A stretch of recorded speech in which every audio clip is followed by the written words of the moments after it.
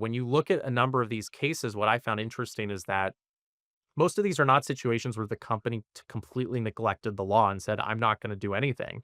A lot of them stem from misconfigurations. A lot of them stem from situations where the company didn't fully understand what the expectations and what the law required. If you're a company, I would put yourself in the shoes of the regulator and say, how might this come to my inbox? How might I see this? And are there ways to address that low hanging fruit so that it limits the exposure? Welcome to Privacy in Practice, the podcast where we bring you the latest insights, practical solutions, and real-world stories from the world of data protection and privacy. I'm Kellie Dupree. And I'm Danie Strachan. Privacy in Practice is brought to you by VeriSafe, your trusted partner in privacy and data protection. In this podcast, we dig into the challenges and opportunities in privacy compliance, from navigating complex regulations to building a sustainable privacy program that works for your business, not against it. So let's jump in and get practical with privacy. Just a quick note. We recorded this episode with Daniel on February 5th, a week before the California AG announced the Disney settlement.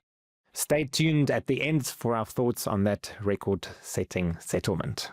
We are excited to welcome Daniel Goldberg to the podcast today. Daniel is one of the leading privacy and ad tech lawyers in California, and he's worked on a number of high-profile matters at the intersection of advertising technology, privacy compliance, and enforcement. Daniel is the chair of the Data Strategy, Privacy and Security Group at Frankfurt Kurnit Klein Selz, and was named the 2025 California Privacy Lawyer of the Year by the California Lawyers Association. He advises companies across the full data lifecycle, from privacy, security, and AI compliance to regulatory enforcement, data monetization, and high-stakes technology transactions. Daniel has also been closely involved in some significant CCPA enforcement actions, and we are excited to get his perspective on regulatory trends in California and what it means in practice for businesses navigating these issues. Welcome, Daniel. Thank you for having me today. I'm very excited to be here. So I don't know if everyone can see the award behind you for the California Privacy Lawyer of the Year, and also the state map of California with some license plates. But that is a wonderful stage setting because today we are going to talk California. And as I think most people by now know, California was the first U.S. state to have a really robust and sort of unique privacy law. There's also a lot of sort of plaintiffs' lawsuits that have originated out of California. That's not the focus of our conversation today.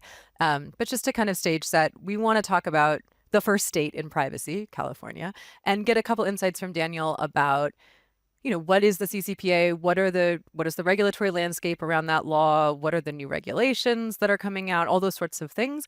And then we'll maybe get into some predictions of some future complicated gray areas.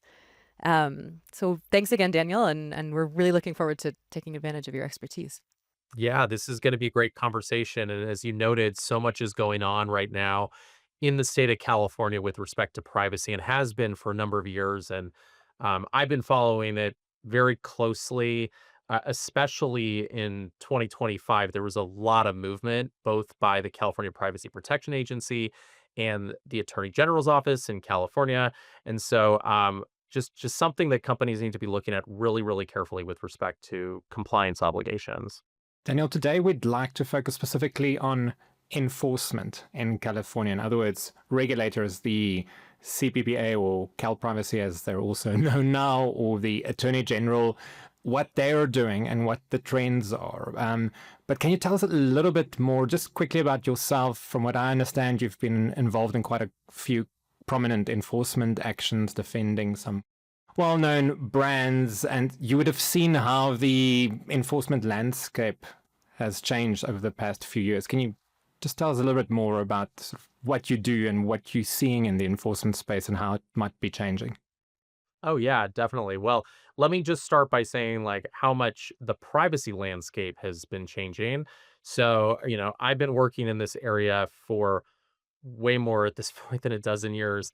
And it's dramatically changed because when I first started, it was always a discussion about why is privacy important? What is privacy? Is it actually regulated by anything? It was generally considered, some type of a issue with consumer rights, but there weren't specifically codified rights. And then GDPR came along, which really changed the landscape. Um, and then once California enacted its privacy law and then amended it, it fundamentally changed everything. So again, that's going back now. Let's say California entered the scene in 2020. It's been 6 years at this point, and so we've really gotten a taste in the last, I would say, maybe 2 years of enforcement. It started slow. It started with Sephora, and I believe that was at the end of 2022. And then there was DoorDash, and then from there we've had a number of actions. Um, and by the way, those are the public enforcement actions that are brought by the California Attorney General's office. There's also a lot of stuff that's going on that is never made public. A lot of discussions and settlement that happens behind closed doors to try to remediate. These settlements usually are a situation where the California Attorney General's office makes a decision that this is something that it wants to make public, that it's a large enough action. Um, my my team has been involved in two of these. We were involved in the public settlement with Tilting Point Media and with Jam City, which was released in November of 2025. Both of these, again, are, I think, important for companies to look at. And when you look at all the various enforcements, and we can talk about this, you see very similar allegations from the Attorney General's office, allegations around notice, allegations around targeted advertising, opt outs, contract deficiencies. So, again, a lot of takeaways that we can look at. I also want to note that the California Attorney General's office is only one of the regulators that enforces this. Um, there's also the California Privacy Protection Agency, the CCPA, which has brought its own enforcement and has its own wing of enforcement. And this year we actually saw three major actions. By this year, 2025, these three major actions in that they brought, again, a lot of which are similar allegations. And so you can see these general trends that are happening in this space in California. You've mentioned that a lot of the settlements obviously happen behind closed doors. What is the attitude of the regulators? Are they sort of cooperative? Are they fine to reach a settlement, or do they actually want this to go public and go the full way? Sort of, how do they approach that? Let's do the first question first. Yeah, so let's talk about generally like regulators, right? And the way that the action is brought and who brings it. So I would say that one of the important things is to be like, looking at the office that brought it and what their intention is. And so, when you're dealing with the California Attorney General's office, that's different than the CPPA, that's different than if you get an action from the FTC. It's very dependent on that specific individual who's leading the investigation, as well as what the body's looking at. In my experience, I've done, quite a bit with the California Attorney General's office. They have been very open to dialogue. So, taking a step back, the way that this process generally works is that a company will get a letter that has allegations in it and then asks for responses within a set deadline. And then the company has to make a decision about how to respond to that. And in my experience, the regulators tend to want to see open dialogue and discussion about it and understand what really happened. Because a lot of times it is just an inquiry because they just don't know, right? We've seen a number of these inquiries set out, or they'll talk about it, and saying they did a sweep, for example. Oftentimes you'll see some discussion about, oh, yeah, there was a sweep of the retail industry and we had a question. And so they just sent it out to a bunch of companies in this area. They think that there could be an issue, but they don't necessarily know. And so what your job is as the company is to look at this and to educate them about what's going on. Because again, you know your business better than they do. But in my experience, the regulators have been very open to discussions, and most of it is primarily driven with this idea of we want to remediate, we want to get the company into a position where they are complying with the law. And so the size of the judgment is not always indicative of what, of the violation or what the intent is here. That is one indicator. I also think if you look at what the language is in the judgment, that is just as important. A lot of times companies, when you're looking at these settlements, you're like, oh, well, I saw that this was the biggest fine. Okay, well, just because it's the largest fine doesn't mean it's the most consequential. You can have a lot of elements in that. And so again, there's discussion that goes into that as well. So again, in speaking with the regulators, I have found, especially in the state of California, that they're very open. One of the interesting trends in other states is that there are some states that actually allow a an enforcer to bring an action through a private litigation firm, like a boutique or something. And so you have some other states that have brought actions where, again, a good example is Michigan. If you look at that, Michigan has brought actions through the Attorney General's office about alleged violations of consumer protection law, but that actually is being driven by a law firm. When it's driven by a law firm, the incentive is different. I've written on this. I have a whole post if you look at my blog on this, but if you get something from that, the incentive may be less likely to settle, maybe less likely to say remediate and fix and address the law, and more focused on the settlement amount. And so I have found those tend to be more difficult to settle because again, there's just different incentives. In the industry that some of these numeric amounts for early California Attorney General and Privacy Protection Agency settlements has been low because they are using them to help clarify the law. And there's an expectation that perhaps, the settlements will get bigger over time as people sort of either act accordingly or fail to act accordingly. Do you have any sense of if that's true? I think that's absolutely true. Like, not even a question is that the expectation is going up. And so when you look at these settlement numbers, you will see that even from the beginning, the numbers have gone up. I believe at this point, still under California Healthline is the largest settlement. But Jam City and Tilting Point, which are two cases that my office worked on, if you look at those, I mean, those numbers are quite different, and that only separates by a year. And so what I would say is that when companies are looking at these are indicators about, where in that moment in time, what the regulators thought it was worth. But if this same action was brought, let's say a year later, I believe that they would take the position, well, you were on notice. These are similar allegations. We've seen this. So the number is significantly higher. These enforcement actions, are they initiated at the regulators? From what I understand, there are people that work at these regulators and check people's cookie banners, apparently. But could they also come from competitors or the public? Yeah. So that goes to the question about like, how does a regulatory enforcement get started? And what I've heard regulators say about this is that they are consumers, right? They're just people at the same thing. And they're looking at a lot of times they're just like, what's going on in the news? What is happening that, oh my goodness, like my brother looked at an app and made a comment that this seems problematic. They're playing a video game. So, and especially, so what I would say is, especially in industries that are consumer facing, those tend to be, in my mind, the ones that are historically most risky. We'll talk about data broker stuff in a little bit, but just generally, if you are a consumer facing brand or company, I think that in general, that tends to be higher risk because you're just a higher likelihood that somebody is going to see this that's a regulator. So that's one way. That's the main way. But then the question is like, how does that all come in? Okay, so it could come in from a news article. It could come in if there's an expose on something. It could come in because, again, you see a violation on the site that you're browsing. It also could come in because, and this is a big one, is somebody complains. They have a complaint. Oh, this company didn't exercise my rights. That is, I think, the number one thing from what I've heard is if you say, oh, you have the right to X, and then somebody says, okay, well, I want to exercise that right. And then you can't do it, or you decline it, or you don't get back to them. And a lot of times that's due to misconfiguration or some issue. That's a violation right there. And so that is, I would say, probably the riskiest way. When you look at a number of these cases, what I found interesting is that most of these are not situations where the company completely neglected the law and said, I'm not going to do anything.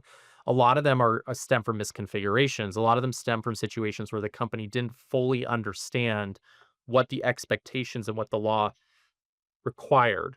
So that is a big part of the evaluation, and so when you're looking at all this, if you're a company, I would put yourself in the shoes of the regulator and say, how might this come to my inbox? How might I see this? And are there ways to address that low-hanging fruit so that it limits the exposure? The effect of these enforcement actions, I'm now thinking of Healthline because it was such a big one. Um, and it was very interesting to then go onto their website and suddenly see all the changes. And I think a lot of people wanted to see what have they done now and see if they should use that as an example. Why, though, if you look at other sites, do they not necessarily follow suit? Or do they think that the regulators are now going to move on to a different industry, or why? Because I can think of similar sites and they're not necessarily following what Healthline has been doing in the meantime. So I have a few thoughts on this. So the first thing is about Healthline itself. I can't speak to their compliance. I didn't work on that. I would say I think that when you look at what a site has done to comply after an investigation is very helpful, especially in the early days, like when Sephora had the first enforcement action. I would look at it very closely about like what they did with the opt outs and everything. But the California AG's office is not endorsing that either, right? They're not saying that this is compliant. So I would say you need to be really careful in that if you model yourself after what one of these companies did, that is not a sure bet of saying, up, nope, we're good. So I think that's number one is just putting that out there that again, and they will tell you this, like the regulators, and if you look at the settlements, they won't say like, we agree that you are compliant now by doing X. It never says that. They will say, you need to come into compliance, and then they will look at it and they'll say, okay, like, this is good enough or whatever. But again, it's not an endorsement. I think the second thing is that each company makes its own risk evaluation about how it wants to proceed. And some companies have a greater risk appetite. Some have, less of a risk appetite. Some companies don't realize it applies at all to them. And so that's the issue is that as we are now 6 years into this, I think it's just not it's not a defensible position to say like, well, I didn't realize, oh, we didn't know, we didn't understand the interpretation. I had a company I spoke with earlier this week that had said, well, we didn't know that, a target advertising is a sale. And I said, "Well, that's a problem in 2026 or share because pretty clear at this point. Like you look at these enforcement actions." So, that's to your point, Kelly, is like as we see more of these, some of those positions that you take that this is a defensible strategy go away.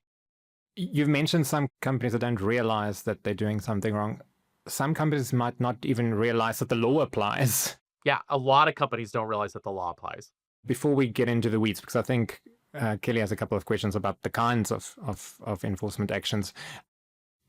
Should companies outside California be worried about this? Does regulatory enforcement only happen if you're headquartered in California, or are there other things that might make it applicable?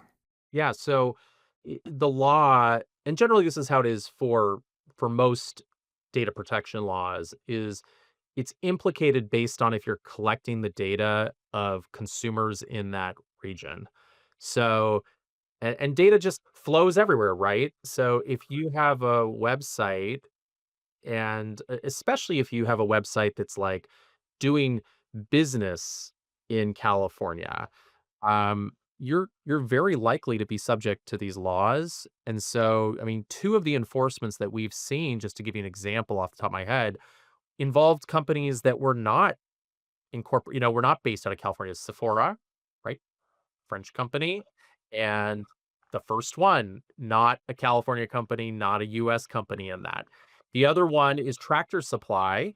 Tractor Supply had that, 1.35 million settlement. And that again, not a California company. And so I think that, and I think that's a dangerous argument to say, well, we're not based here, so we don't have to comply because I feel that once the regulators get you in their crosshairs and go, okay, like we have zoned in on you, the easier solution is to kind of fall on your sword and say, we meant to comply, let's address it.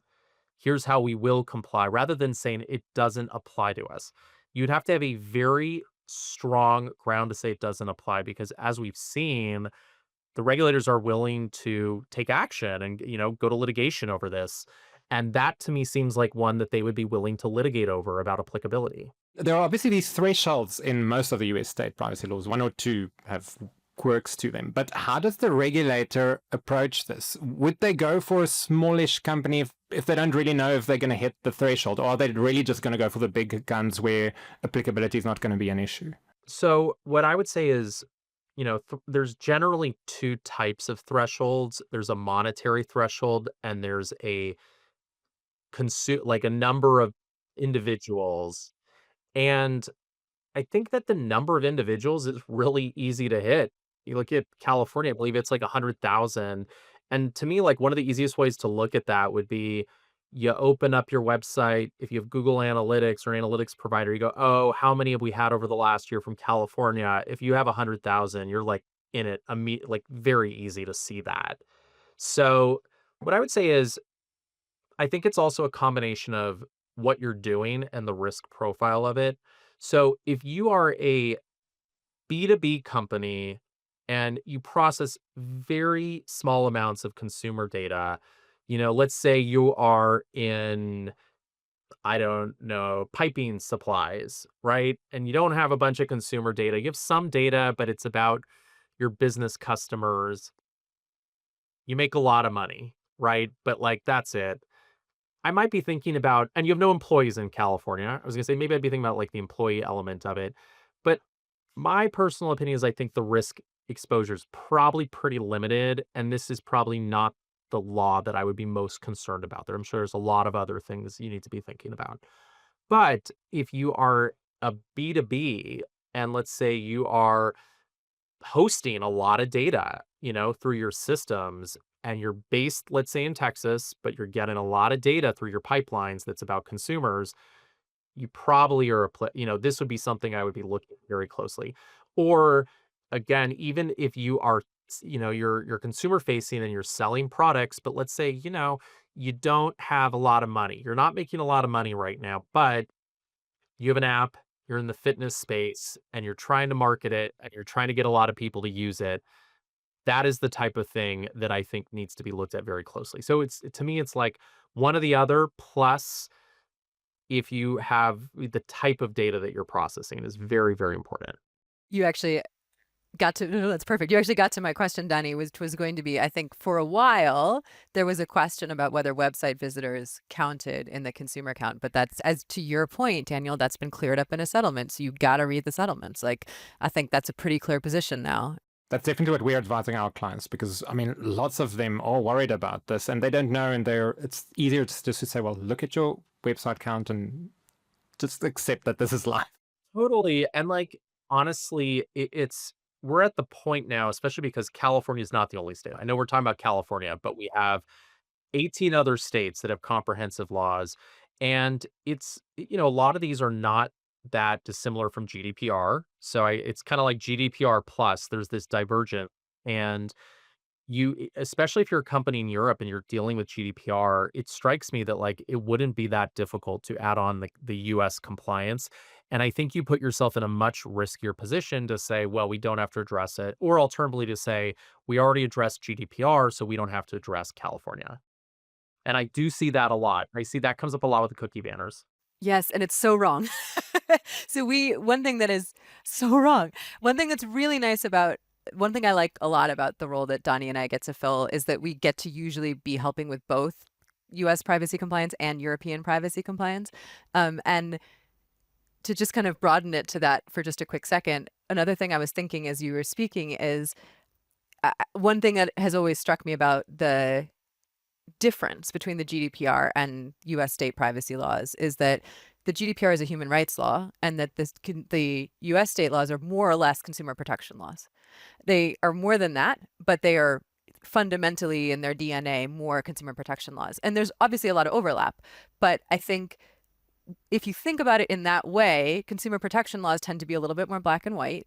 You can, you can't. And they're very focused on, I just want to take it back to what you said at the beginning, Daniel. They're focused, the things you said that these regulatory bodies are focused on, they're focused on notice and then, unfair and deceptive marketing. So targeted advertising, opt out as the law defines it. And then, of course, as the fourth thing you mentioned is like the contracts, which is sort of the infrastructure that sort of supports all of this. But if you think of it, US privacy compliance as like, be a good business, I think that gets you in decent stead. And I think if you think about the GDPR as do the right thing, like do the moral thing, that it's like a slight difference. Yeah, and there's a lot of historical background like why that is, but that actually also brings up why there are challenges to some of these age appropriate design codes that we're seeing.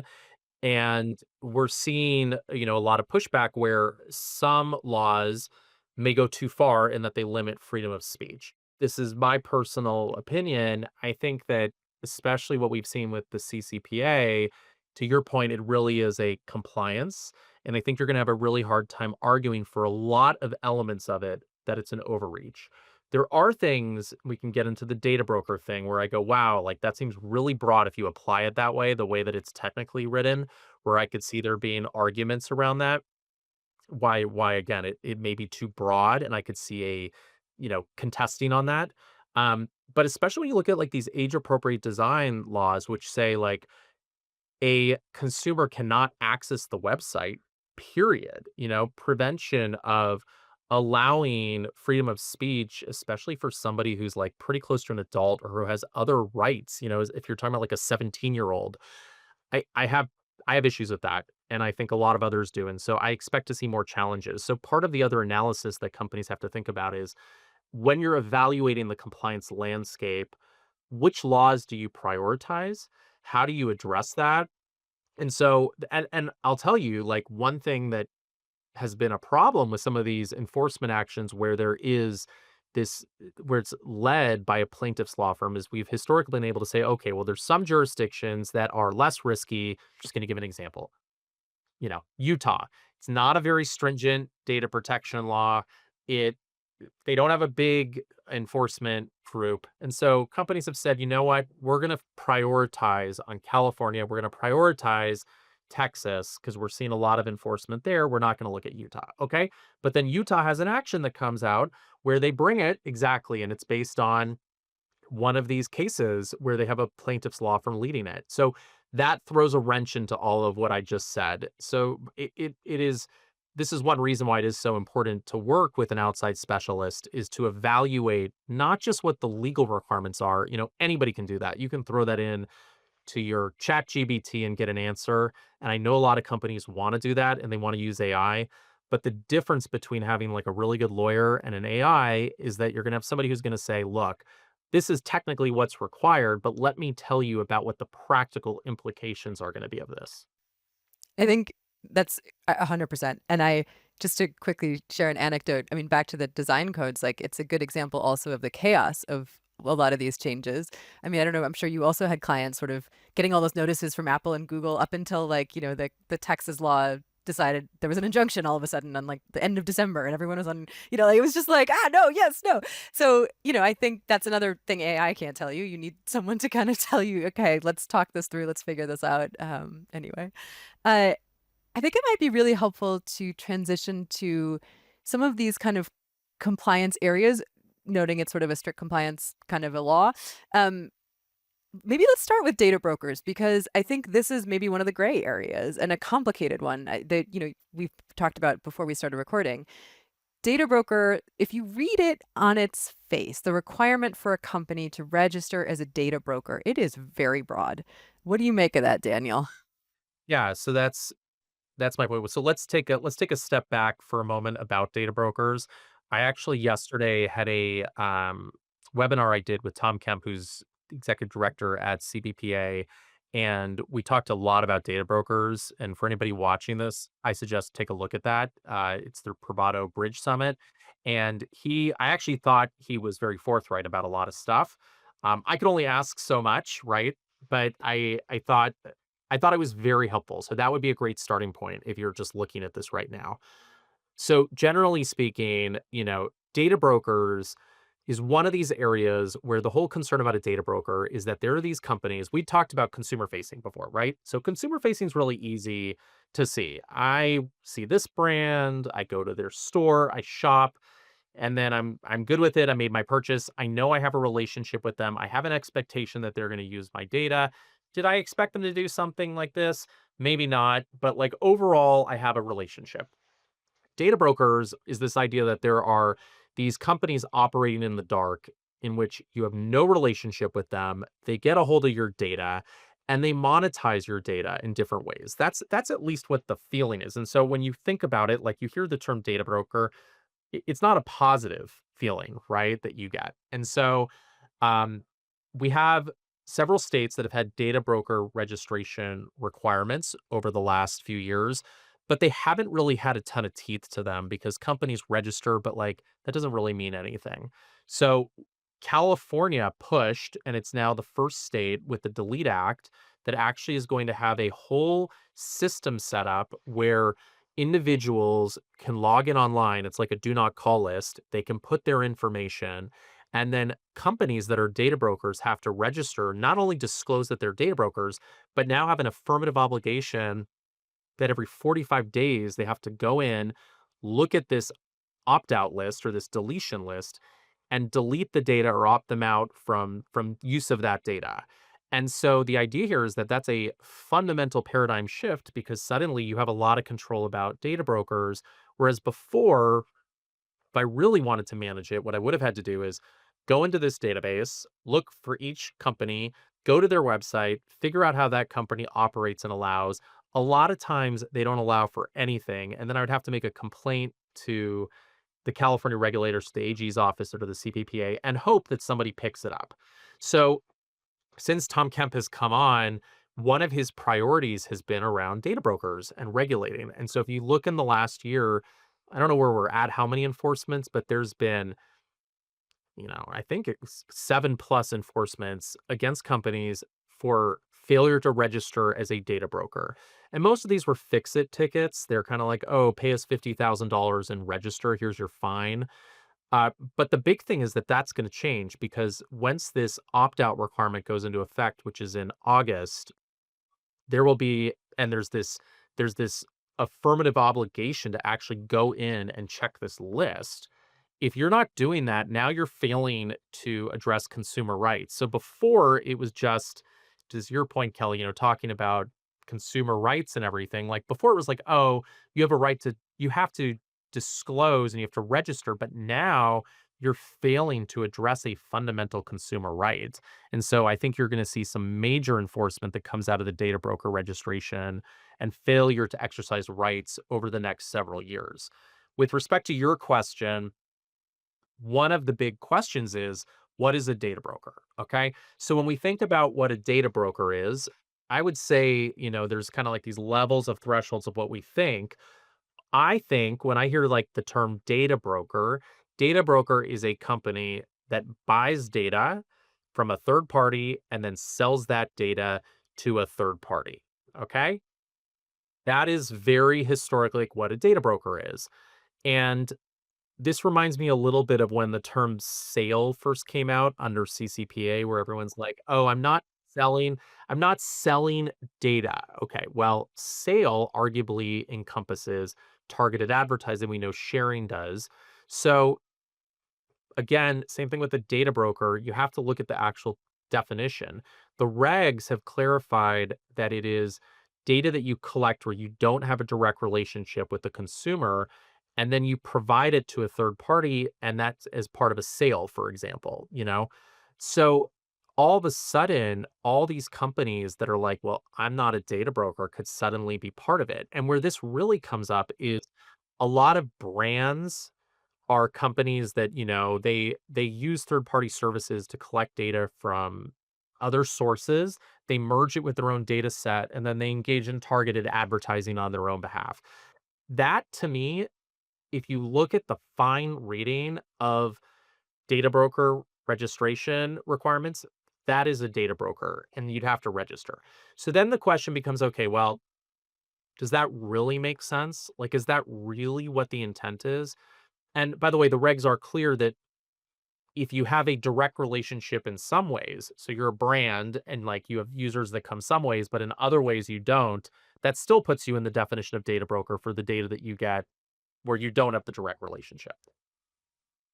So now, so then does this basically create a system that is so large that every company that uses any third party matching tool like a live ramp or something, Trade Desk, has to now register as a data broker? That seems to undermine what I would say the intent is. And I also think that there are legal challenges to that, saying that it's so broad that it could, limit issues with freedom of speech. And I don't know, I haven't thought through that completely. But what I would say is this is an area where I think a company has to evaluate the various thresholds and look practically at this. And, I would have loved to have asked Tom Kemp this question, but I couldn't. And my answer here again is like if you are a quintessential data broker, you should be registering. I think that if you have a database and you're getting this from third party sources and then you are really licensing this, like that's your business model to third parties and like for their own use, that I think puts you as a data broker. If you are a company that is getting data from third party sources and using it for your own benefit for targeted advertising, I I kind of think it's a wait and see. That is not my legal advice. I'm happy to talk about more, but otherwise, it seems like it would swallow everything in the ecosystem. Curious what you guys are thinking too. I think so often in privacy, it's a risk call. And I think that, yeah, I think that's really the only way to put it. When the regs first came out and we read them, we were like, oh, everybody's a data broker. Not everybody, but a lot of people are a data broker. Another thing we see is like platforms. They're B2B platforms and they have integrations with partners. So they're like, they have some kind of relationship with some kind of partner that's providing data that then the users of the platform can take advantage of. So there's like all sorts of situations like that where you're like, okay, well, strictly speaking, this seems a little bit scary. And I think, there's a risk to registering if that's not the definition, because now you're on the hook for all of this compliance activity. And if it's not really the point, then maybe it's, to your point, better to wait and see. What have these other companies done wrong that got them into the hot water in the enforcement actions that you've seen, either the public ones or the non-public ones? Daniel, what mistakes are they making at the moment? And just so that listeners can learn from those. Yeah, so I still say the number one issue that companies run into is they don't properly operationalize consumer rights and access, correction, deletion. That's such an easy thing because, and I've seen a lot of letters like this where what will happen is like you get a notice from a regulator and it has a copy of the consumer complaint and it says explain what happened here, and the complaint says I asked them to delete my data, they didn't delete it. So the number one thing I would say is like you should be auditing your systems regularly and making sure they actually work because it's a technical issue where again a lot of companies have this in place, but you have to make sure that it is set up properly and it is still working, and that when you get that request you process it within that time frame, and you also have clear communication with the consumer what's going on, because that's just like, to me, that's just the easiest thing still. When you look at these actions that went beyond that, that actually turned into, these settlements, what I think you'll see in almost all of them are very similar allegations where it is a public facing company, as I mentioned, consumer facing, and they have a website. And on that website, a lot of them had an opt out, but the opt out did not work properly. And they said you can opt out of targeted advertising, you can opt out of sales, but it didn't work. A lot of times it doesn't work because of the vendor. And so one of the things I've talked about a lot over the last year is you need to be really careful about the vendor you choose. Some vendors are set up more to address GDPR than they are to address California privacy law. So w- you got to look at your vendor carefully. And when a vendor says, oh, we're 100% CCPA compliant or 100% GDPR compliant or something like that, it's just not enough. It means nothing. It's not a warranty or anything. They're not going to indemnify you. And in some of these cases, we had even statements by the regulators. I believe Mike Mackow made a statement like this that said, you're responsible for your vendors. And it again, in this situation, like if you have a vendor that you're using and the tool doesn't work correctly, it's misconfigured, it's doesn't have the correct disclosures. That's another thing. Dark patterns, the way it's actually done. So the I consent versus decline button are not the same size and the same color. That's a problem. And you can't just say, oh, well, my vendor told me this is what works. Again, vendors are not providing legal counsel. That's why you have to speak with a lawyer about this to really understand what's going on. It's so, so important to actually be evaluating with somebody who's looking at this very closely, who's not just trying to sell.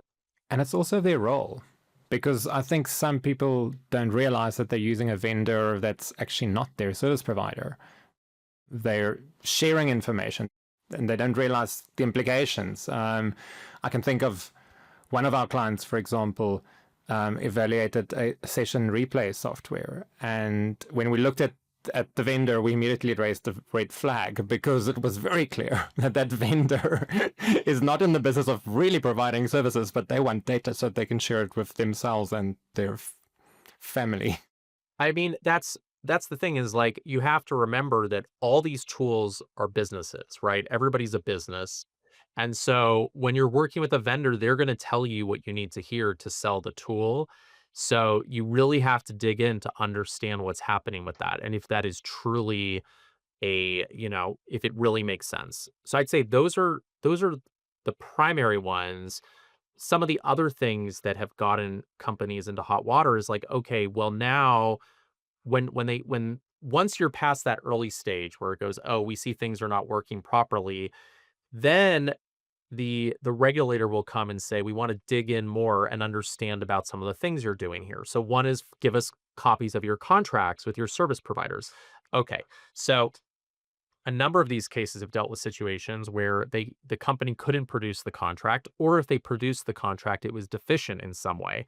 California has a very specific language that has to go into in a contract. It is, by the way, using a DPA that's GDPR is not enough. Several of these cases said, like, you didn't put the right language in this. That is a de facto violation of the law. So that's something that, again, is something that seems really easy. Oh, like, let's make sure our contracts look right. But I always say, like, a goal for a company is to build a compliance story so that if they ever get audited or a regulator talks to them and has questions, you go, look, here's what we did. Here's our things. You can never be 100% compliant because there's issues with the law that just technically may not work for your business. But your goal is to get there to the point that makes sense, to tell a story. And it's all about risk, as you were saying, Kelly, like the amount of risk that you're willing to take on for the business. You have to be practical. You have to weigh it. And some industries are much more sensitive than other. If you're dealing with sensitive health data, you better be looking at this very, very carefully, because that data is something that, is precious. I think that vendor point is a really good point, and it is a sneaky one because it kind of flows in a couple different directions. The consequences of failing to do that flow in a couple different directions. So just to step back a second for people who aren't as familiar, aren't as in the weeds as the three of us clearly are. We've talked about this opt-out and this do not sell or share a lot. And one way I think about it, and I think it's probably normal to think about it, is I almost always start with the contracts. So the way you can tell if something is a sell or selling of data is to look at the contracts. And if it doesn't have that required CCPA language and they're not agreeing to act as a service provider, they are what's called a third party under the law. And that's a sale. Any transfer of data to a third party is a sale or share. So that means that if you get an opt-out request, you need to that any contract that does not include the required CCPA language in which they've agreed to be a service provider, you got to opt people out of that transfer. And I think starting from the contracts, maybe that's a very lawyer perspective, but I think that that's actually a very important starting point for companies. And then you get to the... And easy. Well, but you can go and look at the contract at least. You might not know what they're doing behind the scenes, but... Yes, that's right. It's known. Yes. It's a knowable thing. It's a readable thing. It is totally readable. The one exception I would say to that is, like, sometimes the company that drafts it doesn't understand what they're doing, and so they'll just put in language. So that's the other thing, is that you have to also take a little bit more of a step back, and this goes to also conducting impact assessments, which we haven't really gotten into, but that's coming to US privacy law. That's coming, and it's gonna be a huge thing, and as part of this, it's telling the story, it's all building together. When you look at a vendor, you have to holistically evaluate. So you're evaluating the contract, you're evaluating the setup, is the security, just like the way that companies have security teams set up like IT, you need something similar from a privacy compliance standpoint, for sure.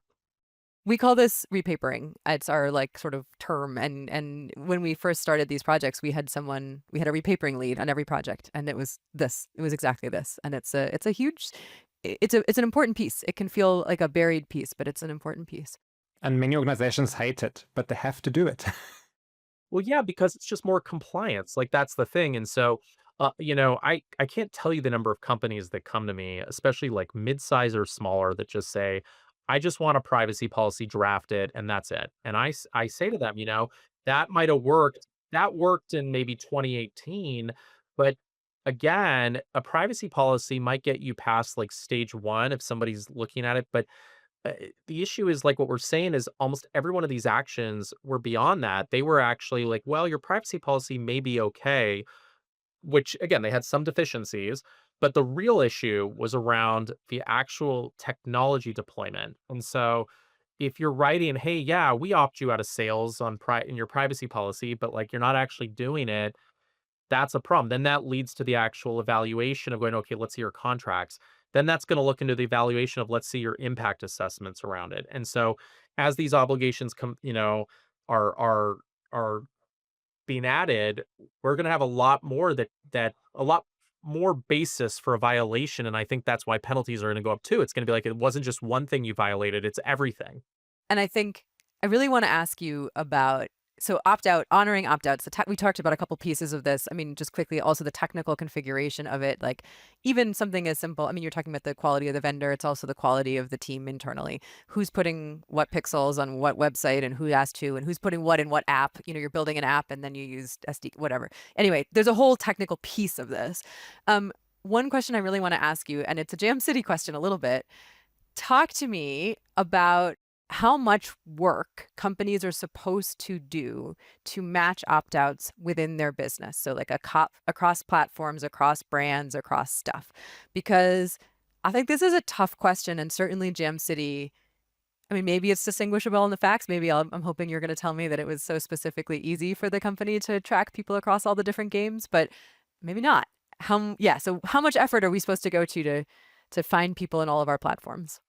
Yeah. So I'm not going to talk specifically about Jam City today, but I can talk to you about, and this is something I spoke with Tom Kemp yesterday about, um, opt outs across ecosystems, right? And how do you make that work? So when you look very closely at what the regs have said, it basically says that if you can identify somebody across your ecosystem, your obligation essentially is to opt them out.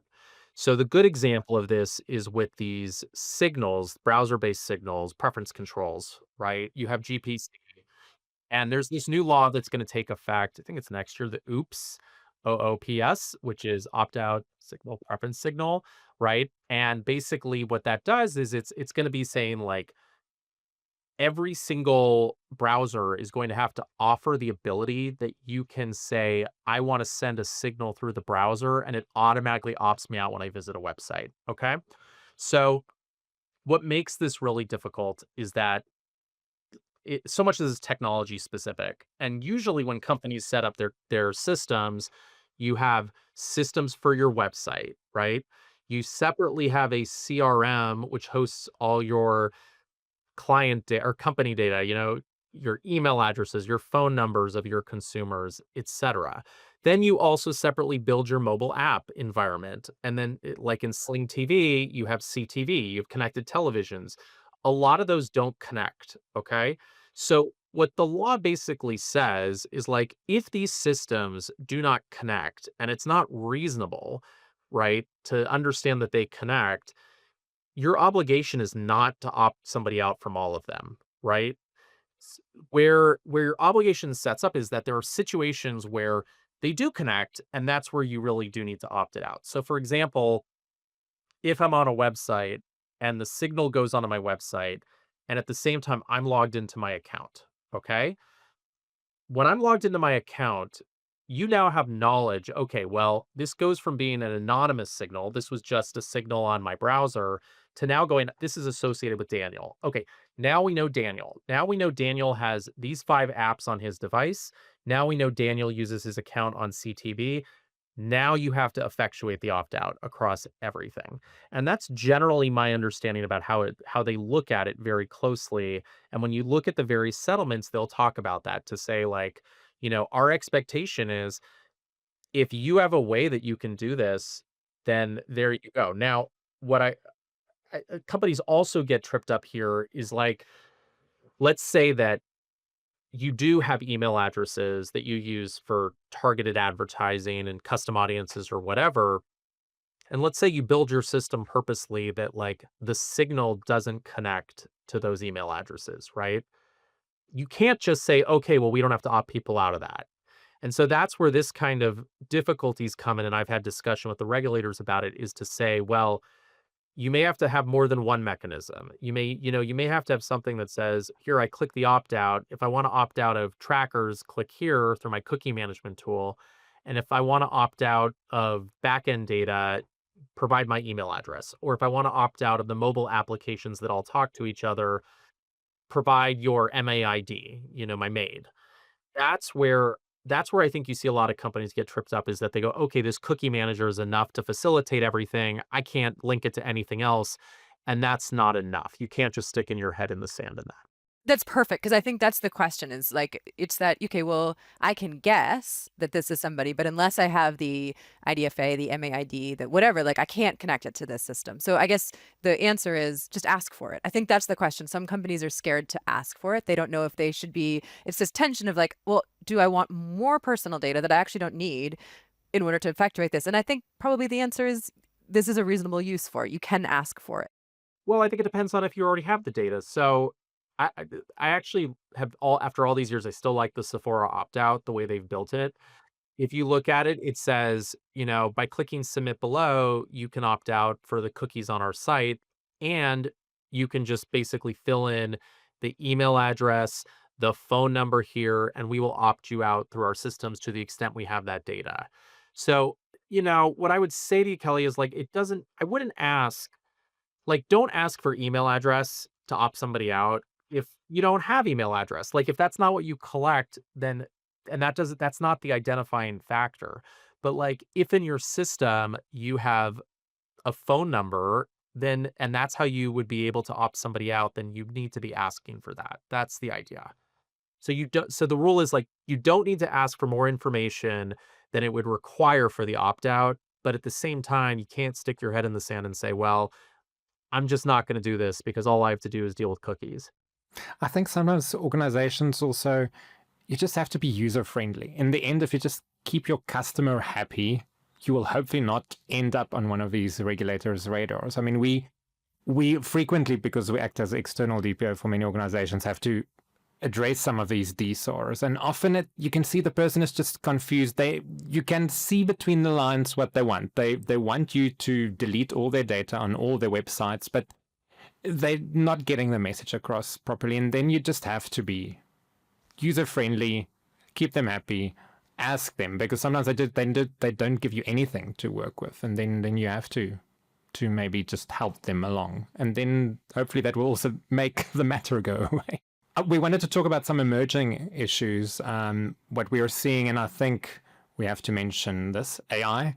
So we cannot ignore it, but it's creating interesting legal questions, and we've been thinking about this under the GDPR and some of the US laws, but I'd like to get your views on this. So under the GDPR, for many of our listeners, they'll know that you have the controller and you have the processor. The controller determines the purposes and the means, and the processor processes data for the controller. But in the context of AI, there are AI vendors that think they are processors. They just provide some kind of service. But meanwhile, they take the data that's ingested into their system somehow and they train their models on it. They might retain the prompts that users put into their system. They combine data across users and customers. They reuse the data for all sorts of other purposes. So under the GDPR, at least, that creates a bit of a conundrum, because you might have a situation where your processor isn't actually a processor, but a controller. So what are your thoughts about that under the CCPA? Obviously, there you have the concept of business and service provider, but could it happen in the CCPA context? Yeah, this is a really tricky one. We're having a lot of clients ask this because even if it's not an AI vendor, it's a vendor that often has some use of it where they want to ingest aspects of the data and they want to then be able to use it to train their own algorithms. And the question becomes, do we allow that, right? Like, is that something that a service provider can actually do under the CCPA? I would say it's not fully clear because there's some language in there that allows for improvement. It's kind of like, to what level? Improve your product. Exactly. Now, what I would be suggesting to clients is I think the safest route is to go through some type of a de-identification, because if you can take the data outside the scope of personal information, it then no longer is an issue. So California provides a standard for de-identification, and that's a much more in-depth discussion that we could have at some point.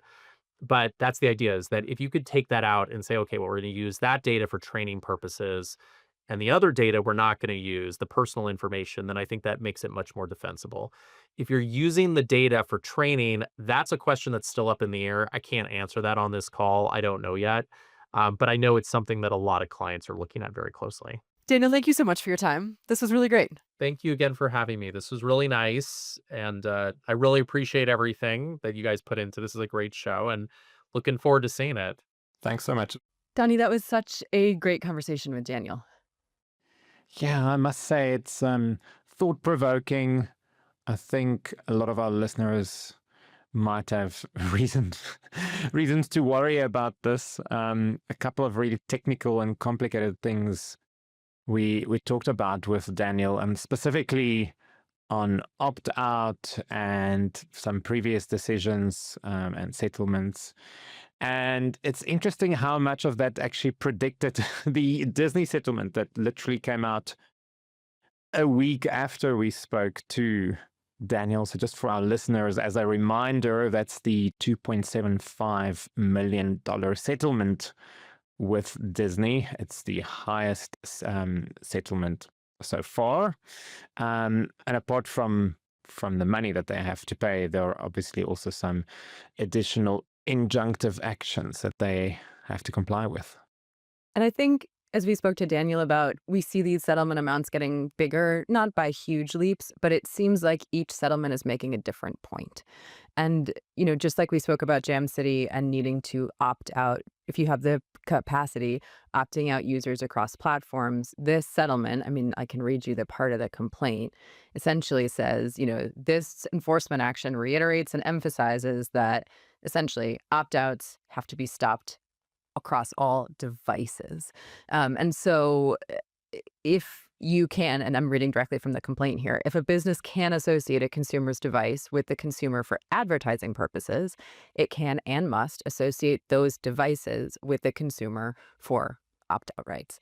And I think that's the point.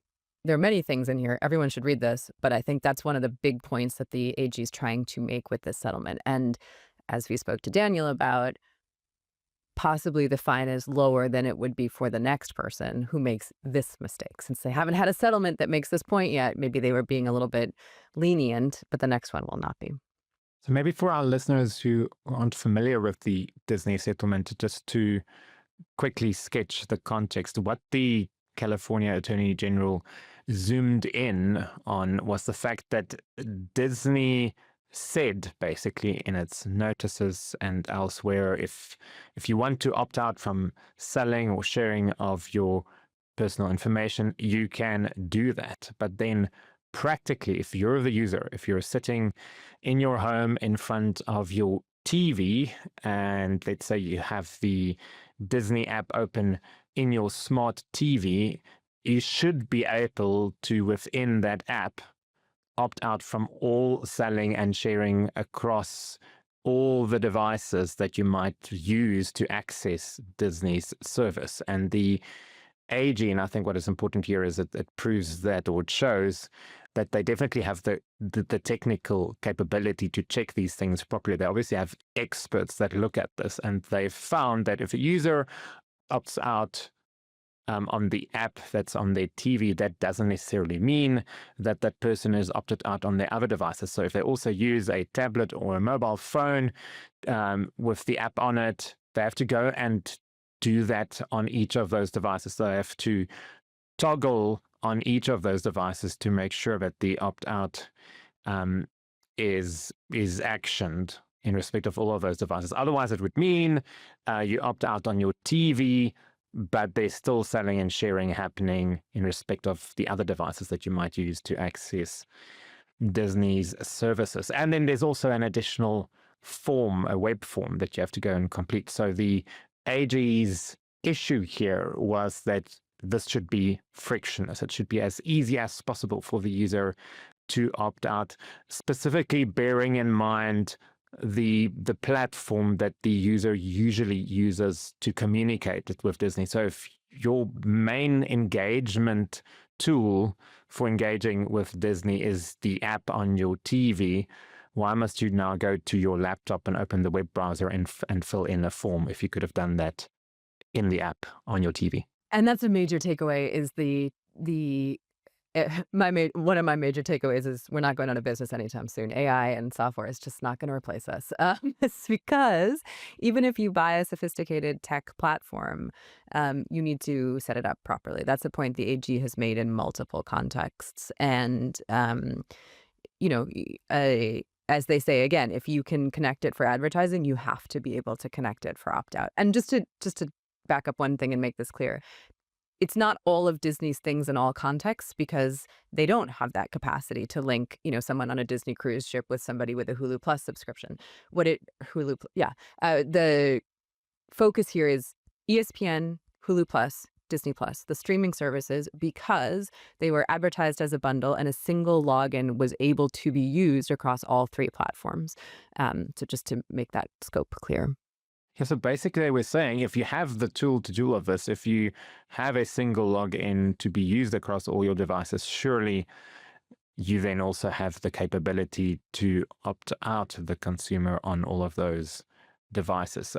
This does speak to something that came up in an earlier settlement in California towards the end of last year, the Jam City settlement, where it was made very clear that if you, in that case, the organization had a variety of different apps, and the AG's view was that despite the fact that these are totally separate apps, if someone opts out on the one app, you should go and opt them out in respect of all the other apps. And it's a question that our clients and other businesses ask from time to time, because you might have one company with separate businesses or DBAs under it. But the point is, if someone opts out on one of those businesses' platforms, you must, as they say, propagate that opt-out and go and make sure that the opt-out is effected on all of the other platforms.